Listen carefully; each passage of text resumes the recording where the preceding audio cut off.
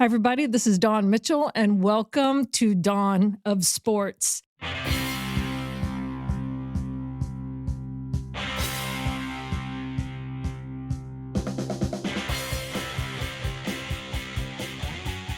Today, my guest I kept in the dark on purpose, Henry Lake. You've heard him on CCO Radio, The Lake Show. You've seen him on many other, you see him on Fox 9, I know that for sure, with some great interviews, but you've seen him across the board on many different formats and platforms. But we're going to dive a little bit deeper to get to know the man, the myth, and the legend coming up. That's right. This is Dawn of Sports. Thanks to Henry for coming in.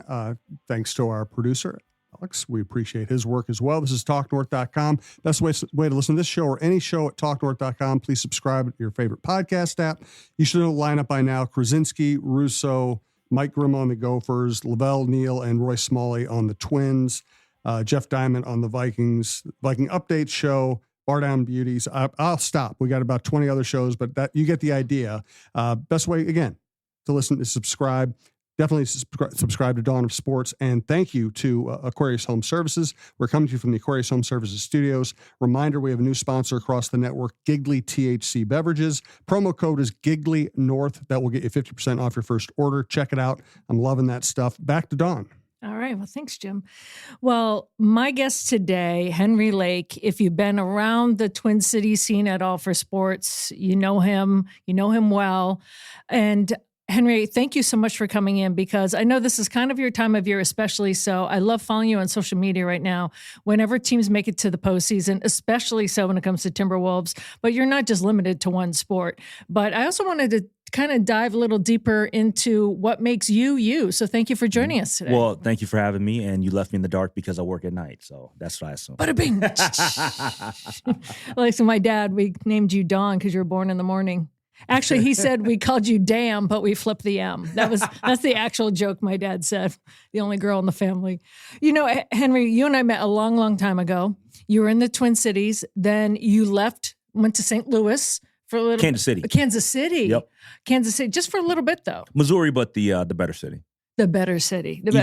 Having lived in St. Louis, I agree with you. My relatives in St. Louis would disagree, but they won't never hear this. Gosh, if I become Minnesotan, it's all the other like Midwest, right? I just kind of all bleeds together. He went elsewhere, yep. And then got sucked back into Minnesota. Let me ask you this: how did you first? Let's back it way up. How did you first get into? I mean, obviously you love sports, but sports, and then make it into radio and media. Yeah, it's kind of a weird situation. So I was interning with the Minnesota Timberwolves in basketball community relations. And so I spent a lot of time between doing that and also I was doing some assistant coaching with the Howard Pulley basketball organization, which is a Nike EYBL team. And so I'm traveling all around the country. I'm networking with college coaches. There was some really good basketball players at the time that were really ascending in terms of being high school recruits. And so there was a lot of attention that was being put on the program. And so I ended up meeting a lot of people and just kind of being in the know. And I knew at that time that there were a lot of really good basketball players in the state of Minnesota that weren't getting the exposure that they deserved. And so, I said to myself, why don't I put a light on those individuals? Why don't I put a light on the Troy Bells, the Mike Bowers, all the different players that were out here just across the board that needed some respect on their name. And so as I did the traveling and I'm at the same time doing the internship, it was right when Flip Saunders was being announced that he was going to be the permanent coach for the Timberwolves. This is like, remember he was interim and he was doing a really good job, and him and KG had a great relationship and all that stuff, whatever. Well, they were going to have the announcement at the, I think it was at a Lifetime Fitness or somewhere out in way out in Burnsville. And so wherever we were doing the camp at. And so I was inside the facility and I think it was like Dean Garrett or somebody was there and they needed somebody to go get something out of his vehicle. And so I went out to the parking lot. And as I'm going out to the parking lot, I come across a guy that I didn't know at all. And we all know him now as Darren Doogie Wolfson. Mm-hmm. And he saw me and he was like, hey, I see you around so much. You know all the basketball coaches. You know all the players. You ever thought about getting into radio? And I was like, No, I've never really thought about that or whatever. And he says, I think you'd probably be good at it because you got a lot of information, a lot of perspective, you know a lot of people. And so he gave me his information, said, you should do an internship, I'm with KFAN. And so I said, I'll think about maybe reaching out. And I think I reached out maybe a week or two later. And I ended up going to KFAN. And at that time, they were located out in Bloomington.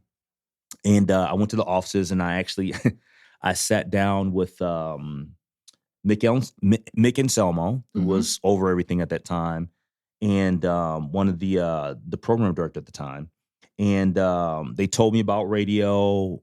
I was, a massive sports fan or whatever. And so it just kind of took off from there. Wow. So I knew that you were affiliated with KFAN, but I didn't know that it was Darren that first said, hey, he discovered you, right? He discovered me, yeah. That's awesome. So, when you go in and you know sports, then you got to learn kind of like not only radio and the format and just kind of the unwritten rules. Yep. Maybe what was the biggest surprise, like when you first got into the media portion of it? Biggest surprise? I had some friends that know they couldn't cheer. Like they're fans, like they couldn't rein it in. Some of my friends back in Boston first goes, that was the biggest adjustment for them. But some people, I think, have different ways to adjust to the media world. Well, I just, I think for me, just getting into it, it was, I'm not sure if there was really a big surprise. I think that the thing that what I saw from the start was like working your way from the ground up. And so when I got the internship, I was actually interning for Chad and Barrero. And so I was with those guys and they were kind of, telling me things to do and not do. And, I enjoyed working with them or for them and just kind of, learning the ropes of radio.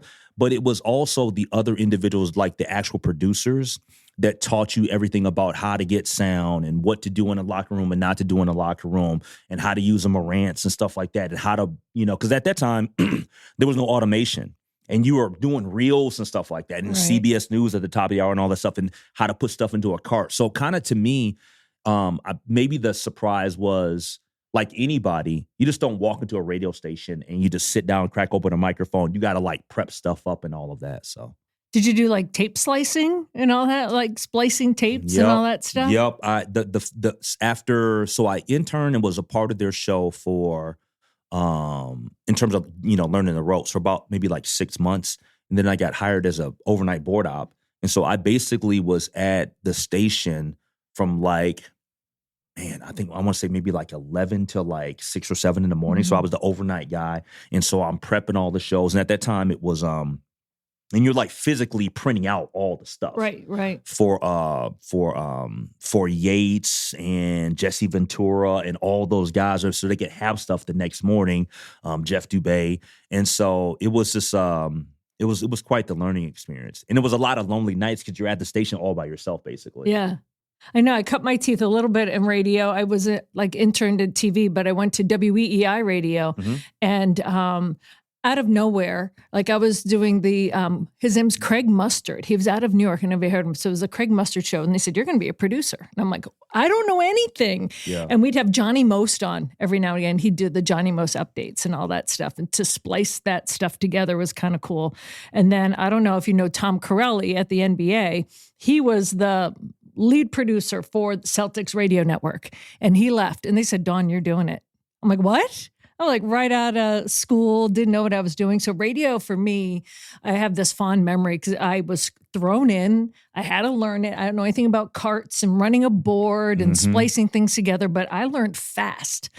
So, as long as you have that love for sports and know how to kind of learn quick on your feet, right? It kind of helps you that way. And I think that one of the things that I'm so happy that I kind of got into the business when I did, because at that specific moment, like in the late 90s, there was still the element of being a grinder, like getting into the business and really learning and networking and stuff like that. Because when I got there, it was kind of being at the right place at the right time.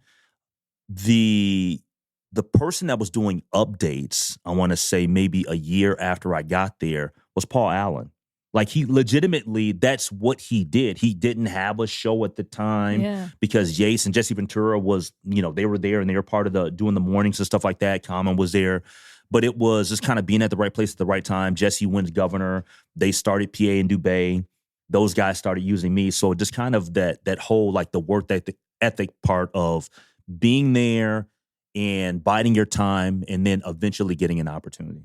Well, where did you grow up and who gave you your work ethic? Because you have to have a certain work ethic to have that kind of grind. Yeah, I'm from North Minneapolis. My mother, Joyce, and my father, the original Henry Sr., they gave it to me. And middle class household, grew up in North Minneapolis, son of an educator and an engineer. My dad was an engineer at Honeywell for many years, and then my mother was an educator in Minneapolis public school system. So they gave it to me.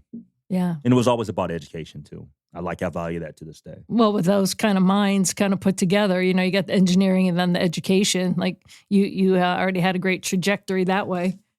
So, well, yeah, I mean, from the perspective of, my parents, because I'm not a kid that's ever going to, or a person that's ever going to say that I lived a life where it was the most humble of beginnings, right? Like I was like broke or, from the hood or whatever, anything like that. That wasn't my experience. No, you had smart parents, so the way they thought, they provided for me and my sister. Mm-hmm. And, I've always lived a very, I don't want to say a privileged life, but I've been more well off than a lot of my peers. Yeah. So how did you get to CCO radio? I know that we said you went away to Kansas City. Mm-hmm. How was that decision? That's hard to leave home. I know you had a couple of other friends that were working out the radio station out there too, right? Yeah, well, so the person that actually brought me to WCCO, John Hansen, Yes. he also was my boss in Kansas City. Right. He was the PD there, right? And he was the Yep. only person that I knew, to be honest with you, in Oh, Kansas okay. City. I didn't, I don't have any relatives in Kansas City. I didn't know anybody really beforehand. So him and his wife moved back to Minneapolis from Kansas City, and he became the PD at WCCO, and he hired me at WCCO. Do you think going away for a little bit made you a better broadcaster? Absolutely. Yeah, I learned a lot. Yeah, what'd you learn? I learned a lot about just the nuance of radio and how you operate it, because I think that there were so many things that I really didn't know at KFan, and I don't really fault anybody for that, because I felt like support. Chad Abbott was an amazing program director for me, but I didn't learn like the typical. And Doug Westerman happened to be the PD when I got hired. I didn't learn, how to do teases and certain things in terms of like how you go about trying to attract endorsements and stuff like that. There were a lot of like behind the scenes things. Yeah. For me, it was more of a just, okay, you go on air and you talk about the sports that you know. So I didn't really get taught the different things that go on necessarily behind the scenes about Right. radio. And I kind of got that in Kansas City because I had to do a lot more. And in Kansas City, it wasn't like doing 2 or 3 hours. You're doing 4-hour shows. Yeah. I was going to say, a lot of sports radio is 4 hours. Like Yeah. the 2-hour chunks is kind of like Paradise Dream, isn't it? And Kansas City is a different market too. So like here in Minneapolis or just in Minnesota in general, you can talk about whatever and Yeah. people are cool with that. In Kansas City, they want their sports. Like it's sports, Yeah. and more sports. They're talk Chiefs any time of the year, big into the Royals. But at the same time, it's kind of like limited too, right? Because they don't have an NBA team. They don't have an NHL team, but it's a lot of college stuff that's going on. Well, that was the freakiest thing, though, when I first moved to Minnesota. I'm not going to lie. When I'm listening to KFan, I'm like, am I on the right channel? Like, I didn't get Yeah. that, Common and everyone else, they would talk about other topics. And Yep. so I'd be searching the dial. I'm like, where's that? They're like, you're on KFan. I'm like, Yeah. oh, That's not typical Boston and sports Chicago radio. does not Yeah. do that. Yeah. Now I have grown. I love it, Yeah. because they show the realm of what they know. But It's personality driven. yeah, personality driven. Yeah. Well, also in sports, when you have to go to Kansas City, it's personality driven, but you have to do all sports. Yeah, but you have to be more like, you got to really know a lot more about a lot of other sports. Like I was just there when the Twins were playing the Royals a few weeks ago, and some of the hosts there are talking about what's going on in Omaha with the minor league team. Like you don't get that here, No one's talking about what's happening in Wichita, So Right. it's kind of interesting. Quick break here. Just want to let you know who supports this program. Thanks to Henry for coming in. We appreciate it. And by the way, Bob Yates, one of the most talented people I've ever been around. Not sustainable, but one of the most talented. Hilarious. I mean, just in terms of just sheer, radio genius and humor. He was great. He just couldn't hold it together. Man, he was so talented. Anyway, we're coming from the Aquarius Home Services Studios. I want to tell you about Natrium, natrium.com, Natreum. They have balms. All their stuff is antifungal, anti-infectious, antibacterial. It's healthy stuff, few ingredients. Go to natrium.com, check out what they have. If you can, go to the Mothership store in St. Louis Park. I really recommend, while you're getting to know this kind of product, like I had to go through the educational process for, go to the Mothership store in St. Louis Park, talk to a sales representative. They know this stuff so well, and they'll be able to point you to the right flavors, the right delivery system, the right dosages. They'll be able to help you out. And I use it all the time. I use the balms. I use the sleep aids. Sometimes I'll take a gummy or a candy, on a weekend just to have a little fun.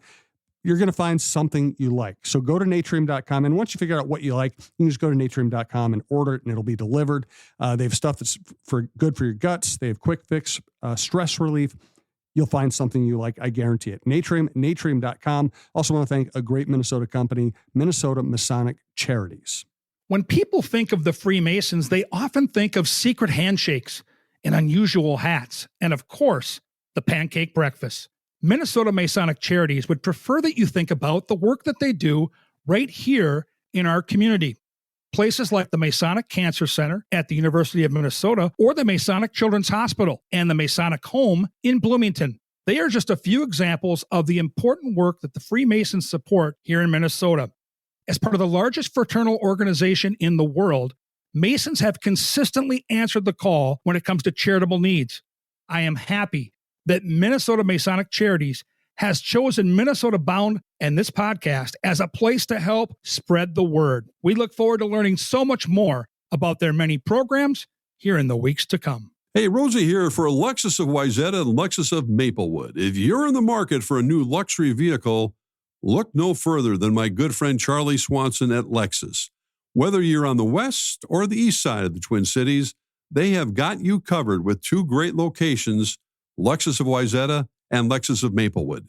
Check out the all-new Lexus TX, a spacious SUV with 3 rows of seating and plenty of room for all your gear.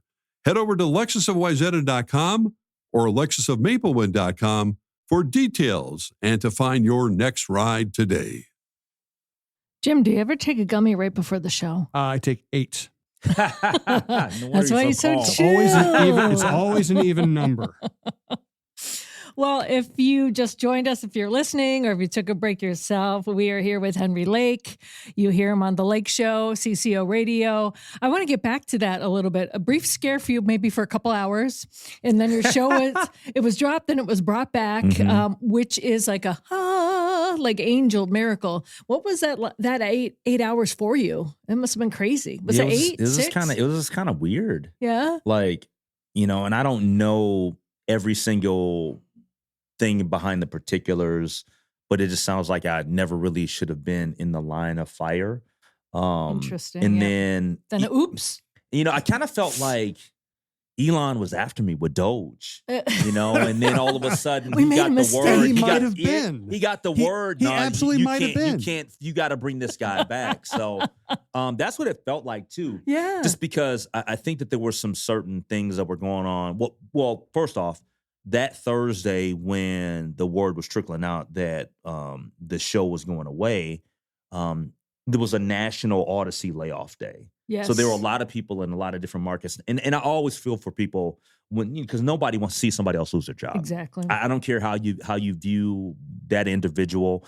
You don't want to see that. And so when that happened, I kind of was like understanding. I'm like, okay, I'm part of something that's big. And then I get the word a little bit later, no, you're not let go. Your show is going to live on.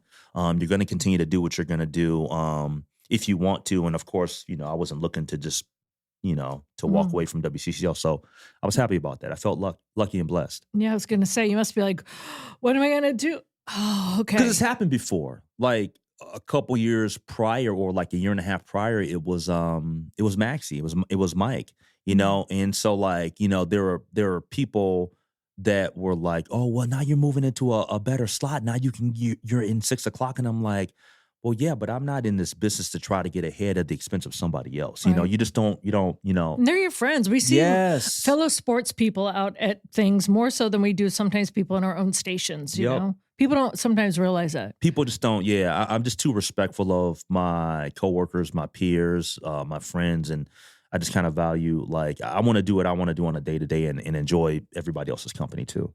What I do enjoy about you as a person and also on your show is you are not afraid to get into topics and issues Mhm. that's going on culturally, that's going on socially, Yeah. and to speak your mind. Mhm. And sometimes you have to learn how to do that, but you do it so skillfully. I want to give you kind of, Thank you. your flowers for that, because I really enjoy listening to you. And you say the powerful things and you say it the way they should be, rather than oops, Yeah. and I think that comes naturally for you, doesn't it? Yeah, absolutely. Because I give a lot of credit to my mom and dad, because especially my mother, she passed away 20 years ago, because she didn't take any stuff off of anybody. Mhm. You know, she was an educator. She got all of her degrees, her master's, her doctorate, and all this stuff, whatever. And she had been around, and you were very much into education, and she had been to some of the best places, at least in her opinion, with regards to education. And she learned what it meant to be an intellectual, to be steadfast and strong as a woman, as an educator, going and teaching lectures and seminars at Harvard University and stuff like that, whatever, and coming back and letting me know that you will not take anything from anybody. And you need to stress the importance of being a smart Black man in this world. And so, like, my goal was to always go to my dream school, which is Morehouse, Mhm. Morehouse College, because I wanted to follow in the footsteps of Martin Luther King Jr. and all the other, Black men that went there. And I did that. I graduated with my bachelor's in political science. And so you get one life, and if you're going to be here, you're going to have to make the most of the opportunity that you're given in this life. And I'm not afraid of people being upset by things that I say or things that I do, because I'm always going to be rooted in doing things from a place of trying to help the community and help our world. And when I see things that aren't right and I see people being wronged, I'm going to speak on it. And not everybody's going to like that, but Mhm. that's just the way that it is. And I think that if people knew me and had a relationship with me, they would understand that, man, I care about people so much. I care about people so much from whatever community you're from.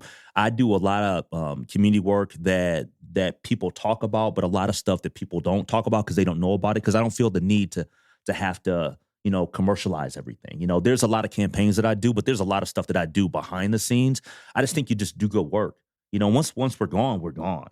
And so yeah, I do take pride in being outspoken, because I think that that's the way that you really kind of move the needle in society. Because there's a lot of real stuff going on in the world. Like, talking sports is like the easiest thing that we can do right now. Mhm. I think that, to me, putting words and action behind helping out everybody at the local level, at the state level, and then nationally with being able to talk about things that will, that impact all of us, that's important.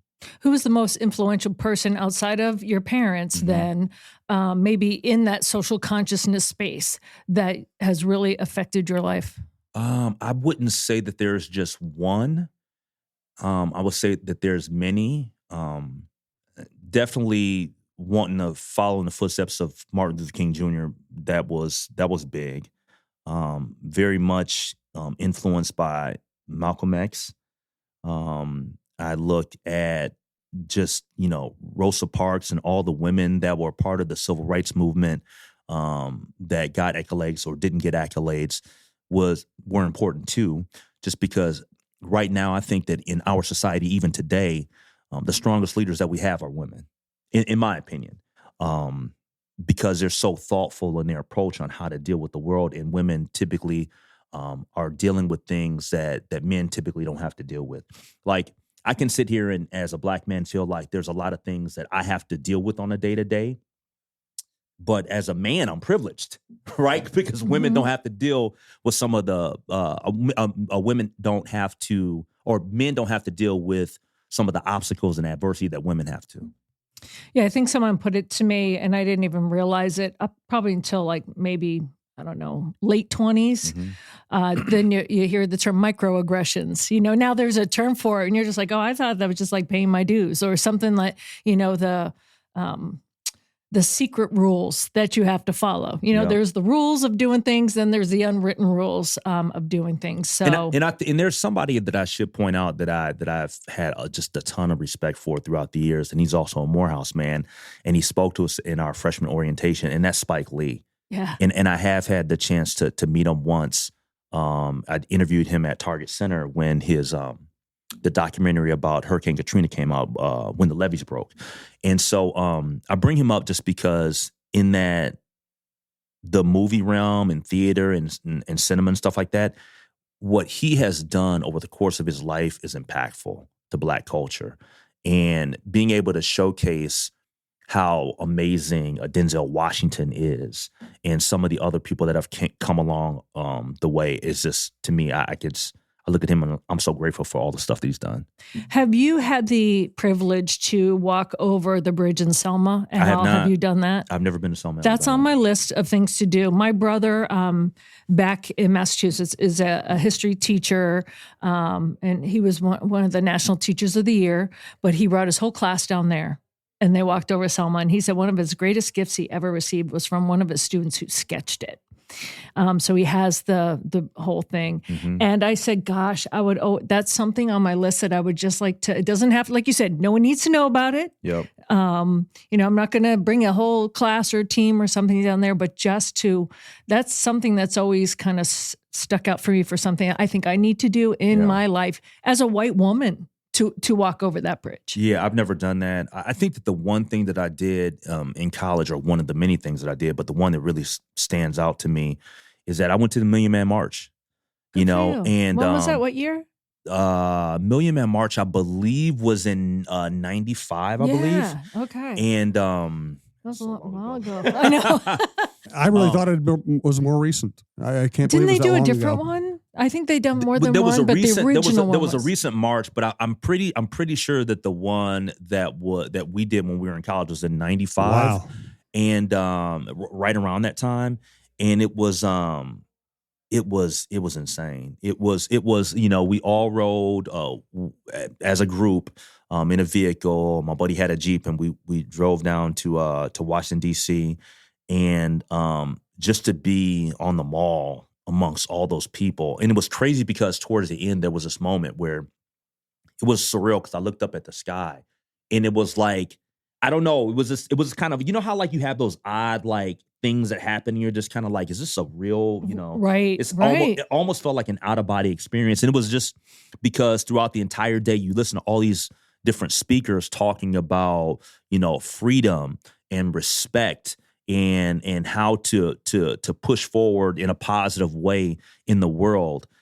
And it touched me to listen to everybody, but at the end there, before we parted, it just was kind of an odd thing. And it had nothing to do, at least in my opinion, with being a follower of one certain person, because I'm not Muslim. Right. I disagree with some of the things that, you know, Minister Louis Farrakhan has said throughout his lifetime. But that moment was about like being proud of who you are and Black men coming together and saying, no, we will not continue to, you know, to kill each other or to do negative things in our community and stuff like that, whatever. That was a moment. It was being a part of something greater than yourself, Yep. but all for that same common feeling, right? Yep. End goal, I Yep. should say. Yep. What do you carry forth from that? Is it hard to kind of put yourself back in that moment and carry that with you? No, I mean, not for me. I mean, I look at it and I think about, you know, from that day many, many years ago to where we are now, like, have I personally lived up to or fulfilled my part of what I said I was going to do? Mhm. For the most part, I have. Doesn't mean that I've done every single thing right. But I know that I've done a lot of things right. But we're all going to make mistakes along the way. So. One thing I really do enjoy is seeing you now take the next step or add to it, because it's not even a step thing, but kind of go into a different realm of television with your one-on-one interviews across culture lines. It doesn't have to be sports, but sometimes there are sports figures, whether you're talking to Ellen Page or Lindsay Whalen. How has that been for you? I know that, Fox 9 came to you and said, we want a powerful voice and you have something to say, so say it with us. And I just want to say, I'm really, as someone who's known you a long time, proud of you to take that step as well. Yeah, I enjoy television space. It's like super dope to me. And let's be honest, in Minnesota, I don't think that we have enough people of color on TV. Exactly. And so, I want to, because I know that right now in the world, diversity is like this. Oh, it's just this terrible, terrible thing. But like, no, it's not. No, I'm talking about the way that it's The way that they're couching the it. narrative around it, around the word. But my point is that like, I feel like I can sit down with anybody and sit down and have a good conversation, whether it's with Kent Herbeck or sitting down with Justice Page or sitting down with Devin George or Lindsay or whoever. I value people. And the reason why I love doing that show specifically is because a part of me in the show is I'm able to honor that person and give them their flowers. Like, I wanted to be able to give Kent Herbeck his flowers while he's here because He'd prefer a beer, but yeah. Well, he had a beer. He'll take both. He had plenty of beers there, right? I'm sure he did. But I think I said this on the show when we're sitting there filming it, that I was like, dude, you made my freshman year.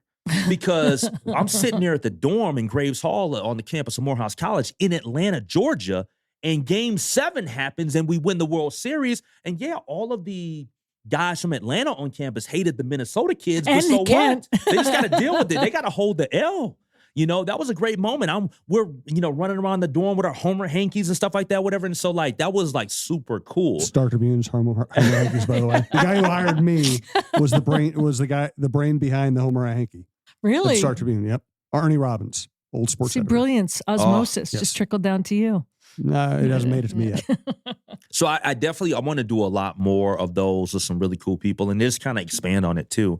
I put some feelers out there with some much bigger names and they're like, okay, we'll kind of, you got to go through people and handlers and all that Yes, stuff, you whatever. do. So we'll see how it goes. If Martin Luther King Jr. sat down with you for that show, what is the one question that you feel the need that you would have to have answered from him? Oh, there's an obvious question. I would say I'd ask the question to Martin Luther King Jr. is the dream still achievable? Absolutely. From other people that I know that fight for civil rights, one of their biggest things that hurt them is that majority of the cities, wherever MLK Boulevard is a tough neighborhood where the dream is not there. I know some of my friends said, that's my dream, is to have that be like Main Street, where it is just thriving, like the Tulsa of old before the bombings. That is his dream. What would be your dream that you would like to see? Just in life? Or when it comes to Martin Luther King? Helping further it, not have his name associated with something that he was really just trying to lift up.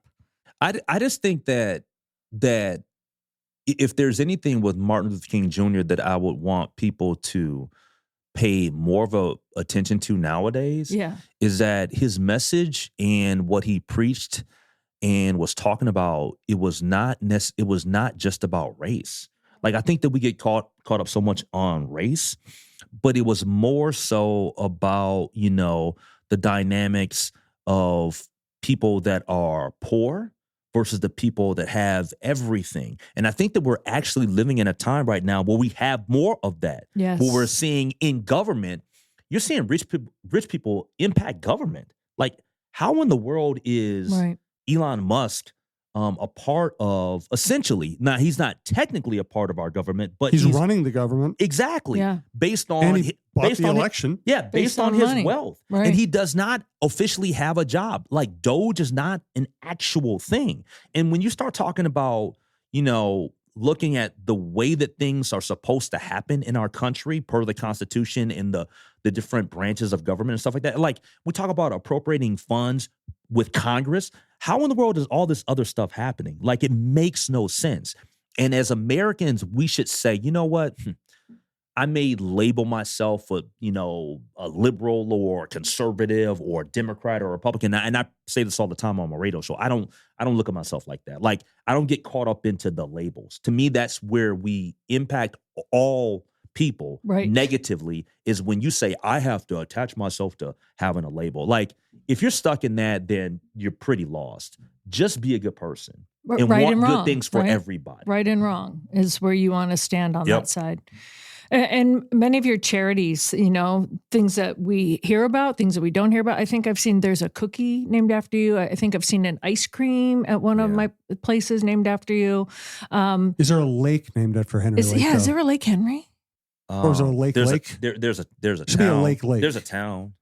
I think I put it on Instagram like a few weeks There's ago. a candy bar. It was Oh, like Henry. I can't remember what the population was, but it said Lake Henry. There's an old Fort Henry in Canada. I don't know if they'll let I've only been in Americans Toronto. in to go see I've only anymore. been to Toronto. But is there? But what speaks to you the It's most? funny you brought up Masonic because I supported the hospital. Mhm. I think it's one of my favorite places in the Twin Cities, just because the people there do amazing work. Like there are kids that go there and they are blessed with the best treatment and they walk out and they're healed or whatever. There are kids that go there that unfortunately don't leave. It's just, and I try to do a ice cream social there every single summer when we do the ice cream campaign.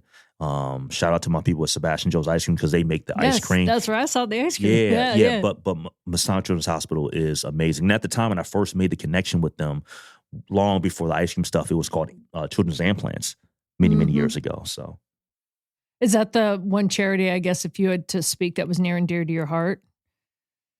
there's many. There's many. What are some of the ones? I mean, the hospital, clearly, Boulder Options, Daryl Thompson's an amazing Yes. person. Mentoring kids is big.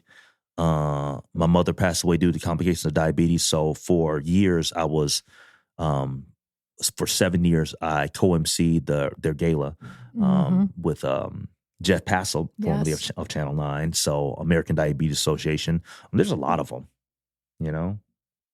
If there were one big thing, you've conquered radio, TV, and before I let you go, we have to talk Timberwolves because we're in the midst of it. But is there a dream? Is there, we always ask the athletes, like, what's your number one goal? They'll either have like a NBA championship or a World Series or a Super Bowl. What is Henry Lake's number one goal in life that you would, doesn't even have to be radio or media related? What was there something that you've always wanted to achieve that's still on your list? That's a great question. I definitely want to do a documentary one day. Nice. I definitely want to do a movie one day. What would it be based on? Can't tell you that. Oh, okay. I can't tell you that. If I tell you that, Dawn, I'd have to kill you. I actually, I was in a movie a year and a half ago that's streamable. It's like, what are all the different, there's like Tubi and all these other, Oh, yeah. where I played myself actually. And because the guys, the Really? brothers that made the movie are local. Yeah. And it's kind of, it's about an agent and it's got a sports angle to it. So that was kind of like my part in it. And then there's a new documentary that's coming up here that premieres in LA and also here May 23rd about a movie that it's not a movie, but it's a documentary about Minnesotans Mhm. that impact the community. And so there's several different people that are highlighted. One of my mentors, Marvin Anderson from the Rondo neighborhood, is in there. Erica Binger from V3, she's in there. Justice Allen Page is and he's been highlighted. And I'm in that too. So I look forward to Congrats that. on that. That's yeah, amazing. that'll be fun. But I would definitely want to do a documentary. And one of the subjects that I want to do something regarding is a sports figure here. Well, you could be Minnesota Spike Lee, That's what I'm saying. right? Mm-hmm. All right. Well, that's a kind of a nice transition here. Before we let you go, Timberwolves came out of the gate against the Lakers. At first, we're like, oh, look at this slow start. And then when you start seeing, I was saying this to our producer, Alex, you start seeing Nas smile like that early on. Mm-hmm. And then Jaden McDaniels going off and how Ant stepped up from your heart. It can be it can be, you as a professional. What did you see out of that game one that we knew that maybe the rest of the country didn't? Well, I see. So on the record, and I tweeted this out last week, and I stand by this. I picked the Wolves in 6. I don't, because everybody's wrapped up into LeBron and Luka. Mm-hmm. It's got to be more than LeBron and Luka. Wolves have a better roster. Yeah, they have a better, and it's not even close. Not close. And so, the narrative that was being portrayed last week was, oh yeah, they have no answer for Luka. LeBron is LeBron. As they Austin went in Reeves. 7 I'm and like, 7. Austin Reeves is not. They don't have a big Into the three. You can, postseason. and I'm not trying to disrespect Austin Reeves at all because I like But he's this not game. on the same level. as But the he's other two. not. There's no big three in LA. And then when you look at them in the paint with their front court, it's There's nothing there. There's nothing there. Rui is getting crossed over and he's tripping on his feet trying to guard Anthony Edwards. So I picked the Wolves in 6. I'm sticking to that because definitely LA is going to win a game or two. But there's a lot of flaws to LA's roster. And the moment that the Luka trade went down, I said, of course, maybe long term, Luka's going to do amazing things in LA. But people are really underestimating what Anthony Davis brought to the table. Now, he's hurt the majority of the time, right? He's always got the nagging stuff. But when defensively, he's one of the best all-around and two-way players in basketball. He's a Hall of Famer. He's listed as top 75 or something like that, or whatever it was the last time he did it. And so I knew that they were downgrading in that part of their team in terms of their front court. But the other thing about it, too, when people talk about Luka and what he did against us last year is everybody forgetting that Kyrie went off? Kyrie had Kyrie. an amazing series. Yeah. And Luka had bigs who could erase his defensive deficiencies and could dunk on you if you Gafford shaded and toward Lively him. are not playing for the Absolutely. Lakers. They're not. Lakers have nobody like that. No. I And mean, he got- Jackson Hayes he got the is crying a calls, good too. putback guy, whatever, but he's not consistent. So Did why you 6? did you pick the Lakers? No. Oh, okay. I'm from I picked the Boston. I Wolves wouldn't in pick the seven. Lakers against I anybody. wouldn't be mad if you did. Yeah. I picked the no. Wolves in 7, and now I feel foolish because I don't think it's going 7. Well, Yeah, that's what I did. I thought that they would get it done before 6. Well, I Sweep. wasn't sure about the Wolves winning game 1, but I felt like the Wolves would walk out of LA the first 2 games with a split. Agreed. And so with that being said, I'm like, well, how do you actually see this ending up? Do you think that they go to LA in a game 7 and win, or do you feel like they win it before in a game 6 in Minnesota? And I was like, yeah, I think that they finish it here. What I did like is Ant saying before the playoffs even started, right? Like, what if Jaden gets 30, and he's going on and on, just kind of touting up his teammates. And then even Chris Finch said, I am blessed. I have maybe 6 or 7 starters, maybe even 8. Yeah.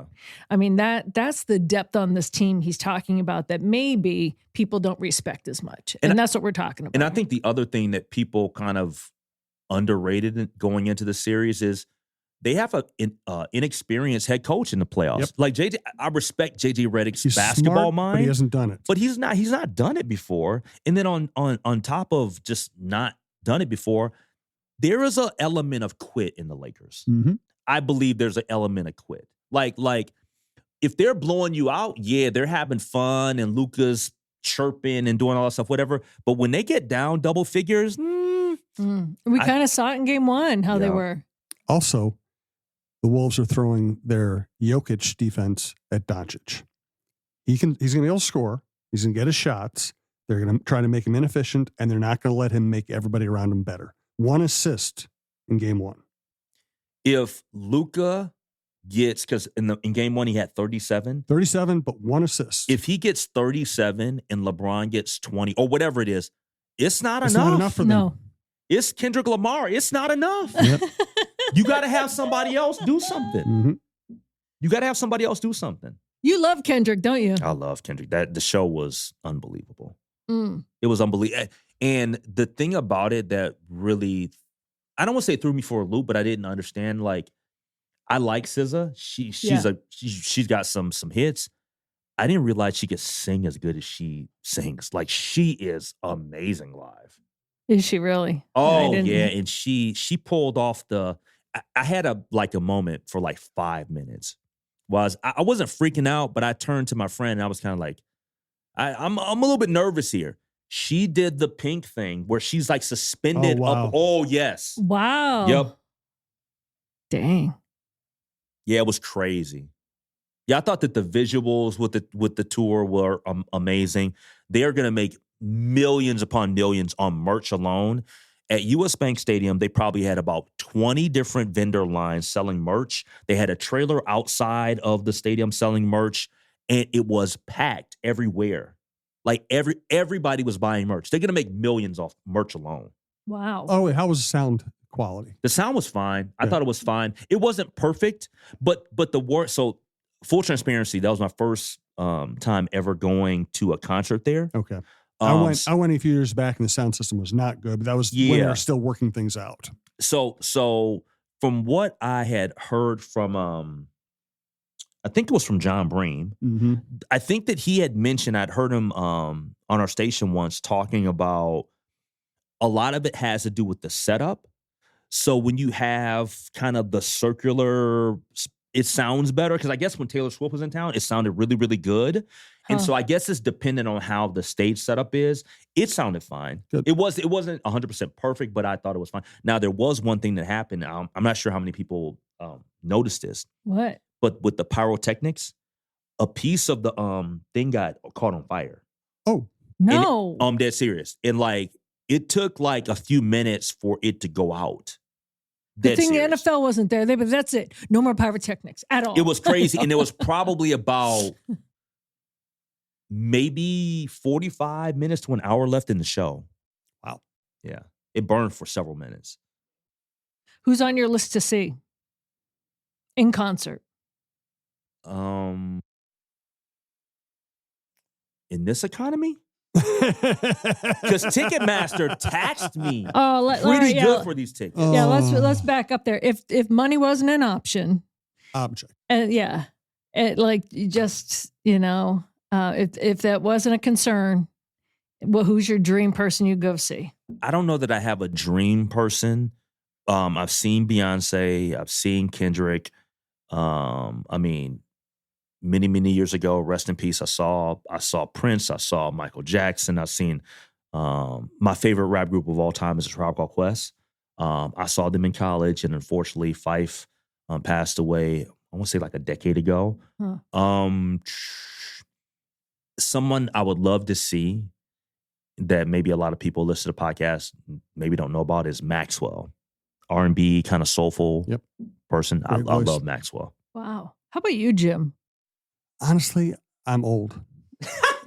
And no, I love all right. music. I love live music. I've been to a million concerts. But in is my there life. any iconic person that's I still just don't around? go to concerts much anymore. It's Yeah. I mean, I've seen Springsteen a million times, Yeah. but I don't even know if we just have reached a point where if we want music, we put it on the TV or we listen to it through the stereo. That's system. not the same as though in person. Like some people, It's not the same, but I just don't. I don't enjoy the concert experience as much as I used to when I was younger. I just don't. need more gummies. More gummies would help. Yeah. Yeah. I I'll heard tell you somebody Bob I wanna Dylan see was just again. in Mankato, right? I had some friends Yeah, I that love went down Dylan. there. I mean, there are a You've million seen people. Dylan, though, there are right? a million people who deserve to have me spend money to go see them. I just don't think in terms like I used to, where used to be I want to know, Gary Clark Jr. is coming. I got to go see him. Right. Now I'm like, Right. oh, Gary Clark Jr. is coming down. I hope he does well. I'm going to listen to his album. Gotcha. I'll tell you who I would love to see again though, because I saw him at the Armory, and it's the only show I've ever seen at the Armory, and it was Sting. He was amazing. He's Was he? fantastic. He- I got a recommendation. amazing. I got a recommendation for you. One of my favorite things to do when I'm on a long flight, the 25th anniversary Rock and Roll Hall of Fame concert. It's fantastic. It's fantastic beginning to end. One of the highlights, Stevie Wonder does a set where he brings on Smokey, who kills it. He brings on BB King, who kills it. I would love that segment. But the highlight of the entire concert, and this is every great coming together. The highlight of concert is Stevie Wonder and Sting with Stevie's band, which is fantastic, doing a mashup of Higher Ground and Roxanne. It's incredible. Wow. Now I'm going to have to Check go it to out. YouTube and check And that out. I'm sure you have to buy the entire concert to get the entire concert. I'm sure you can go to YouTube and find a clip of that. Yeah. Our producer Alex is like, I got to write all these old names down so I can go and Google and find out who they are and then go listen. Right? He's laughing because he knows it's true. Well, Henry, thank you so much. I want to leave with this one final last question for you. We know that you'd love to be documentary and all of that, but if there's one thing that they said tomorrow, you can just go and do anything that you want, whether it's good for someone else or it's good for you, what would it be? No holds barred, no money. Like we could fly you there. Like on a day off dream day, what would you do? Oof. Oh man, that's a good question. The one thing that you could just do just to go to? Yeah, like whatever your wish is tomorrow. How long do I get to do it? Oh, make up your own parameters. Yeah, make up your own parameters. And you're not docked pay from work. Man, that's such a So while he's It's thinking, like I'm going to buy him some yours? time. Yeah. My wife and I were talking about this the other day. Yeah. My wife's a scuba diver. She loves the ocean. I'm nearing retirement age. At some point in the next 20 years, I'll probably retire. And we have thought about what we might do when we retire. Yeah. I think we're going to go to the Maldives. Or Maldives, I think it's pronounced. That's on my list. It's just so beautiful. Just and, $10,000 flight or whatever. It's just not in my budget again, right we're talking now. about no parameters. That's right. here. No parameters. We could be neighbors. Yeah. All right. it'd be between two different things, and it's actually traveling outside of the country. I've never been to Africa, so I'd love to go to Africa. People talk about all, the origins and the history and stuff like that, whatever. But also, a trip that I think that my dad has really wanted to go to is to go to. My grandmother had a brother that fought in the war, and he eventually he died, and he got buried in the UK. And my dad has stated that he would want to go to his burial site, just kind of as a family. So, and I've never been to the UK, so. I do recommend the UK. I've been to a bunch of Vikings games in London. I covered an Olympics in London, been to Manchester. My sister lived in England for a while. London is something else, man. It is something else. I still have to go. It's an amazing place. And what I love about it is, it's an expensive place, but you can get on the tube and go anywhere. And you get on a train and go to Manchester or Scotland. It's not only a cool place, it's a great hub. And you're not far from Paris. You can go anywhere from there. It all spokes out. Just get on a train. Because my sister used to live in Germany and she lived in England for a while. She used to call me and say, "Oh yeah, I just my husband and I decided to go to the UK for a couple days. The flight was like $50, like between the What? if you travel within Europe, the flights and the train tickets are incredibly cheap. Wow. It's just getting there. Well, Henry, thank you. I bring that up Thanks for having because I just want you to continue to follow your dreams. I can't wait for your documentary coming up in the next couple of years. And I've been challenging myself and everyone else to don't put off to tomorrow. Or if you can do it tomorrow, do it tomorrow. So that's kind of my challenge to you. And so thank you. Thank you for Thanks for everything having that me. I appreciate it. you give and everything that you've done. Yeah, no, I appreciate you having me. Thanks for the invite. I respect you guys both. I've known you a long time, so thanks for having me. Thank you, Henry. We'll Thanks have you so very back much, on and best after of the luck, man. Timberwolves move on. Maybe to the Western Conference Finals and Championships, right? Maybe. I'm starting They're to look laughing at at me. I'm starting to look at all the things. My band has 2 gigs in June, and I'm Yes. like, I might be busy. I might be busy. I might be in Boston. All right. Thank you, Henry. Henry Lake, everybody.